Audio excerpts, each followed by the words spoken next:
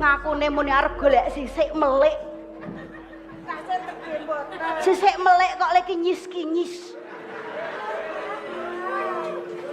Kula selak kangen sanget. Ya kangen ning ora templek wae. Mbok ya ora usah diketok-ketokke ora usah di pamer-pamerke ngono kuwi. Adi Kembang Arum. Ngopo to? Ngopo to? Apa ngaku ora apa-apa kok. Ora apa-apa. Ora kelong kok. Jadi cekak gampangnya kowe iki Betarpan. piye? Sujono. Yen nyawang kahanan kaya ngono kuwi kok ora nganggo Sujono ki ngendi ana? Sik to lah wong kowe ora Sujono ya. Iki tunggal kene. Aku kowe iki wis padha karo ngelincipi carang papa kahanan kaya ngene malah teplak-teplek. Sik. Kowe iki rak urung tak jarwani iki sapa to? Kaya ngono kok dadak arep dijarwani sing dijarwake wae apa? Ya mulak teplak-teplek mbok teruske kono. Lho, nek kok ngono kuwi.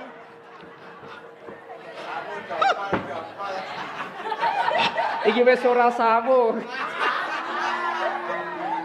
Engko aku nek muni iki yo aneh lho. Wong sing dicekel ora ngapa-ngapa kok sing nyekeli mbanyaki lho. engko nek aku ndak kaya dagelan nek muni sawo dompol-dompol. Apa kuwi? Tegese pripun niku? Sawo dompol-dompol tegese pripun? Bojo loro rebutan sawo. Kok kaya ngono? Kowe aja nganti Betarpan jalaran. Pawongan iki Bang Arum. Sik. Mah, Sini dong. Mah. Oh, dadi le kedarang-darang tan kene iki mergo kuwi to. Ya wis. Mengko dhisik ta, Kakang. Mengko dhisik iki yo tangan kok le nyekeli mbake ngono lho. Gemes aku. Ngene. Ruwet. Ngene lho. Ruwet. Ora usah nganggo ruwet to, Kakang. Mangke riyen to. Ora mangke riyen. Nek panjenengan Mula kowe ndene wae. Aku kembang aku. Lah wong sing tak tresnani iki galau wis duwe pacangan Mbok kono kuwi sing kono kae wae kae. Ayo engko sik. Iya mengko dhisik. Wong iki sing jenengane Kira-kira rembukan. kono tidak ada harapan lagi ndene. Wis, aku nampa matenge wae, ndi gelem. Kok njur galek kepene Jenenge wae. dijak mangket mau ya ora nyambung kok. Kae iki rak pawongan kae lagi wae tak tulungi saka ing Guwa Gunung Kidul. Lah kok njur saiki Lah kok ora kondo kaya ngono kawet mau. Nek kondo kaya ngono kawet mau aku rak ya ora usah nganggo sujanan. Lah kowe rak ya ora takon, urung ditakoni aku ya urung kandha to. Lah terus kahanan kaya ngono Le padung kono omah. Omahe sapa ya? Nang harapan. Kok Lha kepiye iki ditampunge dike perkarane. Mbang Arum. apa? Kowe rombongane kono normal Kok rombongan kono. Kok njur manut gudegane dhewe-dhewe iki piye to, Sih? Mengko dhisik Kakang. Tak rewangi aku kedarang-darang tekan kene iki mergo aku duyak-uyak karo Kakang Pamuncar aku arep dipek bojo. Kembang Arum tak oyak-oyak. Ning ora kecanda. Wis tau kok kapake? Kaya ngono lho pitakone aku gembang nek kaya ngono kuwi. Kondone ora kecanda. Lho, Ono playune banter banget aku menggeh-menggeh. Pamuncar, Po. kowe putrane Paman Tumenggung Ragajaya. Heeh. Uripmu sarwa-sarwi kecukupan. Mula tumindakmu kaya-kaya wis ora ana sing ngendhaleni. Arep nggugu karepmu dhewe kowe. Lho kok gugu karepmu dhewe kepiye to? Ngerti to, Kembang Arum kuwi bakal bojoku. Ngerti? Aku njur Ning kowe mamak wae. kowe ora suwe meneh bakal mlebu ing pakunjaran. Sing Mula kandha sapa? tinimbang ko Kembang Arum ki Oh. ora duwe bojo. Lah tak tulungi rak ngono to. Ya iki neng kene iki sing ana mung aku karo kowe lho, padha dene wong lanang. Ya, karepmu? Lho, kabeh padha ngajeni marang ajining diri. Oh, ngono. Lho, saiki kowe lanang, aku lanang. Ayo dibuktekke sapa sing bakal Apa duweni kok Kembang anggap Arum. aku rawani marang kowe Pamuncar? Kakang. Oh. Iki Ayo. Yen pancen No. kowe bisa ngalahke aku. Dielekke. Kembang Arum tak ulungake marang kowe. Hat!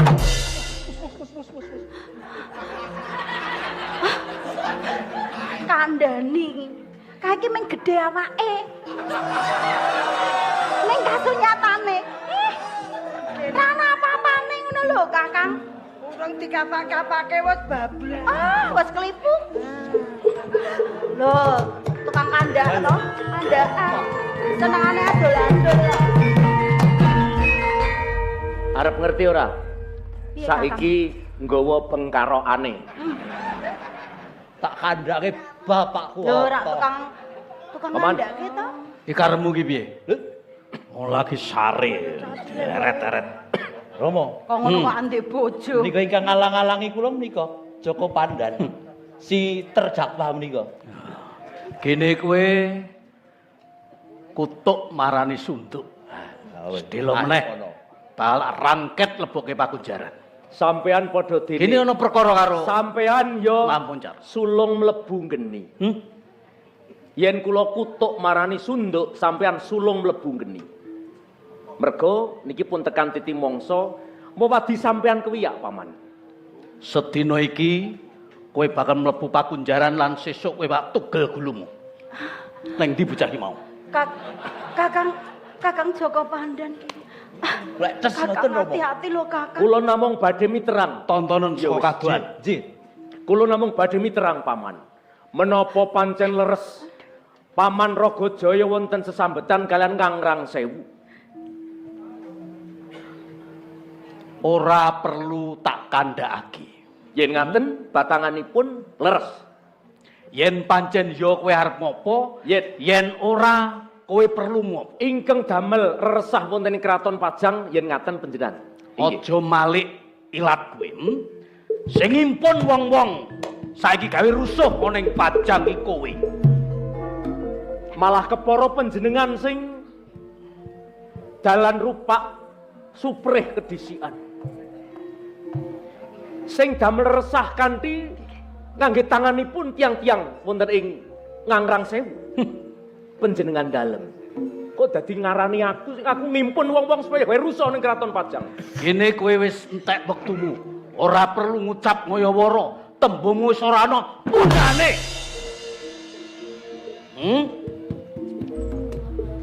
Ayo. Tokno kadigdayan.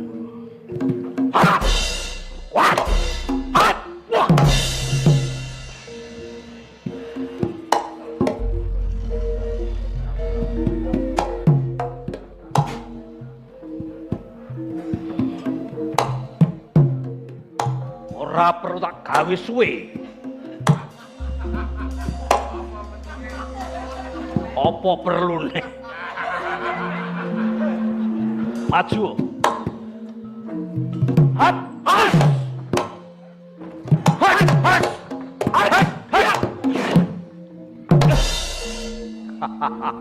hat. Kini ranggondro spiro. Paman, ayo paman, yen pancen panjenengan perwira patenana. Kowe kudu mati. Aji Goromandolo mati. Wah!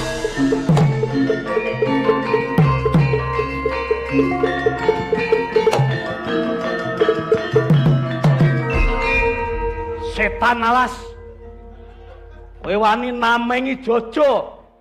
Kudune Joko Pandan lebur tanpa dadi Aji Goromandolo. Sing setan aku apa kowe Ragajaya? Kowe. Menungso kepanjingan iblis. Awet biyen kowe mitenah wong ora rampung-rampung. Kudune kowe iki mati. Kudune kowe iki mati. Adol gendrung. Wani nampani Aji Goromandolo. Kowe pangling marang aku.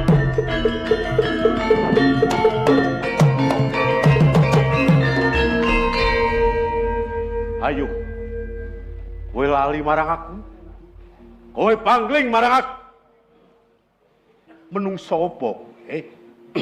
Menungso Kowe tenan. blereng marang during derajat, during kalungguhan, kebiaring bondo donya, kowe wuru marang wanita ayu. Kowe sia-sia marang liya. Giring. Apa? Kowe ora perlu ngoceh.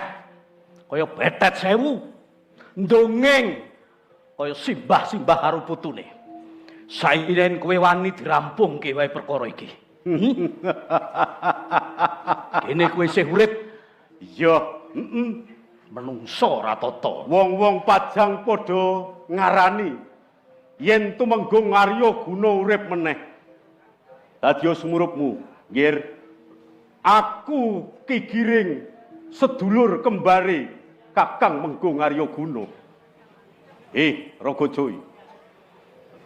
Saiki aku tak takon. Kowe mbiyen ngepek bojo Mbak Yuku Pandanwangi.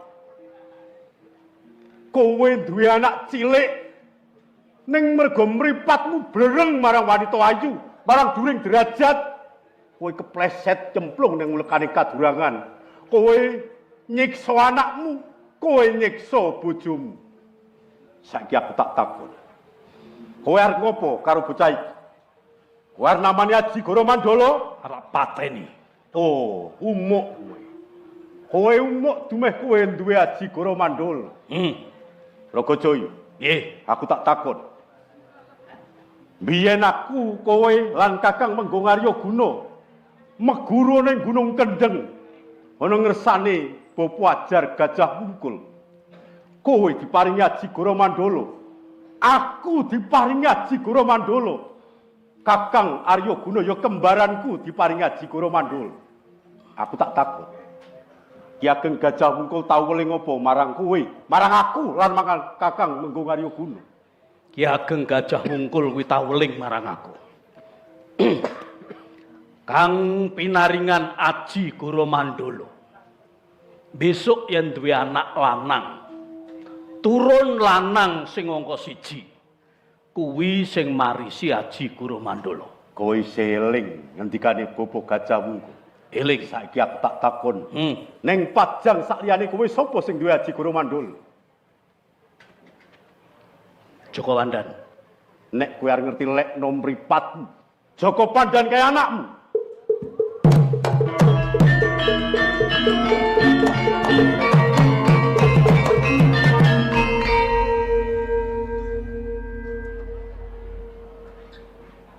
Kowe kandha kuwi tenan. Apa aku tau goroh marang kowe, Raga-Joy? Kowe sing goroh, kowe sing tegel marang liyan, mergo uripmu wis ketutupan kebiyaring bondo. Tanganku wis mambu gedhe. Arep mateni anakku dhewe. Joko Pandan.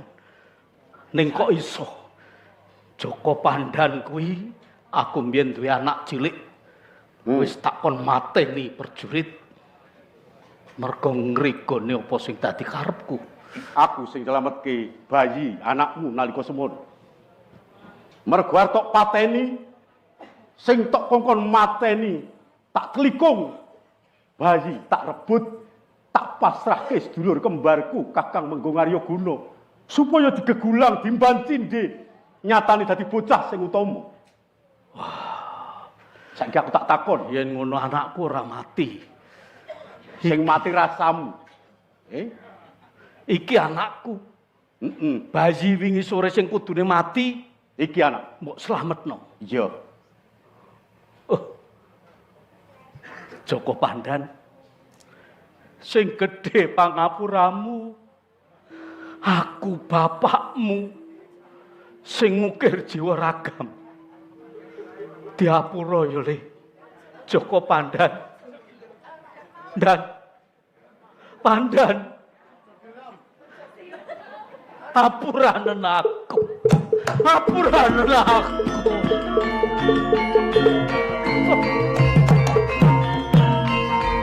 Apuranen aku, Pandan. Pak, kula ora iso matur apa-apa, Pak. Pandan, tak rampung nih perkara iki. Mergo aku wis duwe pepetungan karo menungso siji. Raga-Joy. Saiki aku tak takon. Piye? Mbak Yuku Pandanwangi endi?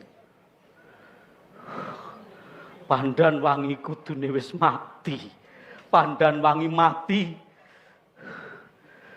Dhewe tak jemplungake ning jurang. Mati Pandanwangi. Apa kaya ngono kuwi nalare menungsa sing genep? Mbak Yuku Pandan Wangi durung mati. Nek kowe arep ngerti Mbak Yuku. Gondil.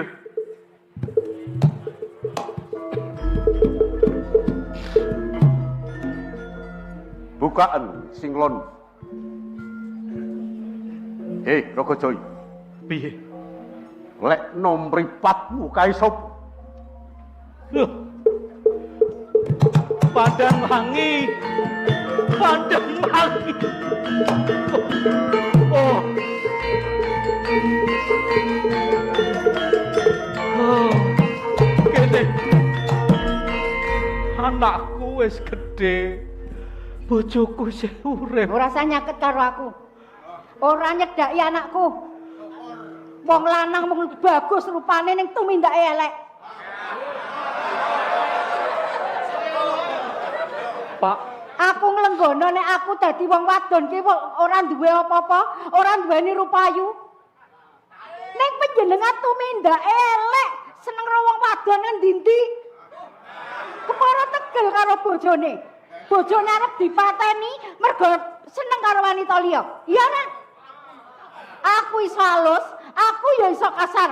Apa sing iso kasar mek sampean? Ning kene iki saiki panggonanku. Aku apuranen. Apa? Aku kilap. Kene. Iku. Pak, Kowe kula ajeng menungso. takon, Pak. Anu, Lajeng Nyai Gondel menika tegesipun Nek kowe arep ngerti, Le. Gondel iki Pandan Wangi, iki ibumu ya biyungmu.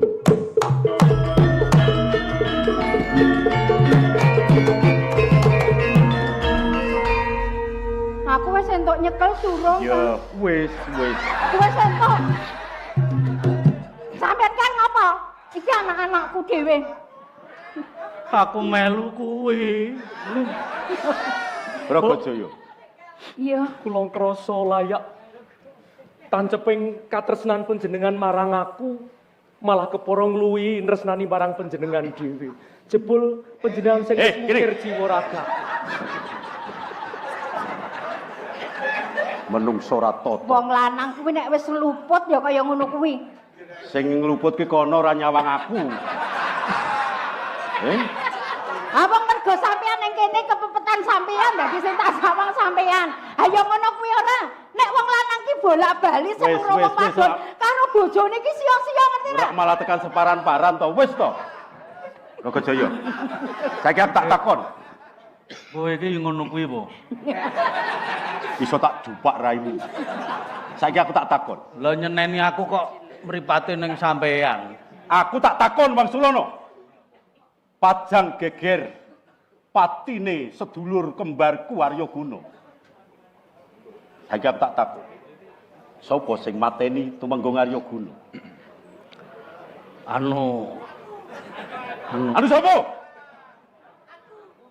Pandan Wangi kok isih ayu yo. Biyen. Ora jelamur-jelamur. Nyai Menggung. Monggo, tidak beri.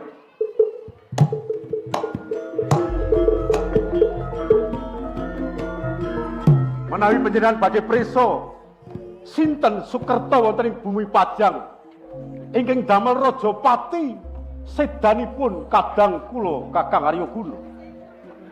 Menungso siji kowe sing mateni Arya Guna. Ya apa? Tak dodo. Aku sing mateni Arya Guna aku.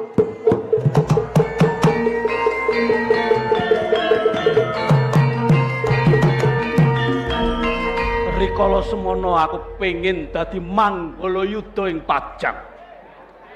Kakang Arya Guna mepeti lakuku. Mula Arya Guna kudu tak pateni. Nah, iki luput. Kowe kepengin gayuh kamukten ora sarujuk marang tatanan negara ning njur kowe nglumpukke wong-wong sing ora ngerti perkarane. Tok kon sengit karo negara, tok kon sengit marang pemerintahan kang lumaku. Apa kok ngono kuwi watake menungso? Nek kudune kowe nglumangsani, kowe mukti, kowe dijumenengke tumenggung. Gelaring tata lair sing jumenengke tumenggung Jeng Sultan Hadiwijaya. Ning batin kowe iki makili kawulamu. Nek kowe wae gawe rusuh, apa ya kawulamu bisa tentrem kaya ngono kuwi? Ayo ngaku ora? Iya. Nek kowe ngaku Pradata Agung bakal tumindak dudu aku. Dudu Pandan lan dudu sapa wae nanging Pradata ing Pajang sing bakal lumaku. Hukum kudu jejeg, ora nyawang kuwi Punggawa, ora nyawang kuwi Sentana. Nek pancen luput kudu dipatrapi pakuman kang laras marang pakartine. Giring, aku ngakoni kabeh keluputanku. Anakku Pamuncar, Sampean bakal dihukum Rama. aku bakal nglakoni pahukuman apa wae. Bakal tak tampa murwat karo putusane Pradata Agung. Pandan wangi, aku njaluk ngapura. Perkaramu dirampungke sesuk sing karo keluargamu ning perkaramu marang negara dirampungke dhisik. Pradata Agung. Kabeh saiki padha nyekseni nek sing merjaya Arya Guna Raga Jaya.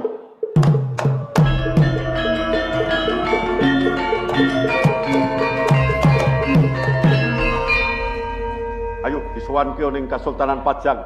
Perkara iki karep diadili Pradata ing Pajang. Muga-muga bisa mimbui ayem tentrem Kasultanan Pajang. Merga wis ilang sukertane, sumrambahe Kalurahan Kabanaran lan uga ana ing wewengkon Padukuhan Sawan. Ayem tentrem guyub rukun kabeh para wargan.